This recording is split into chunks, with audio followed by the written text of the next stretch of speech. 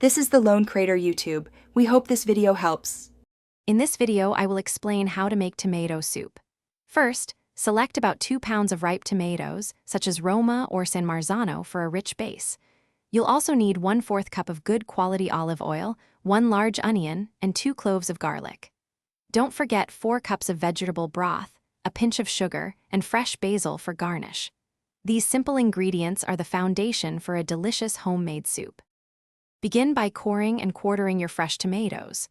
Toss them with a tablespoon of olive oil, a pinch of salt, and some black pepper. Roast them in an oven at 400 degrees Fahrenheit for about 25 to 30 minutes until slightly softened and caramelized. While the tomatoes roast, sauté your diced onion in the remaining olive oil until translucent, then add minced garlic and cook for another minute until fragrant. Once your tomatoes are roasted and your aromatics are ready, combine them in a large pot. Pour in the 4 cups of vegetable broth. Use an immersion blender to puree the mixture directly in the pot until it reaches your desired smooth consistency. If you don't have an immersion blender, carefully transfer the mixture to a regular blender. Bring the soup to a gentle simmer, allowing it to cook for at least 15 minutes to fully develop its rich flavors. Finally, taste your soup and adjust the seasonings.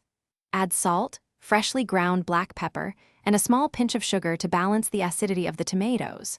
Serve your warm, comforting tomato soup with a garnish of fresh basil leaves or a swirl of heavy cream for extra richness.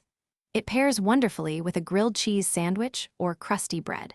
Remember to check the description below for a link to the Oala water bottle and other great deals. Enjoy your homemade culinary creation. Thanks for watching. Consider subscribing if we helped you.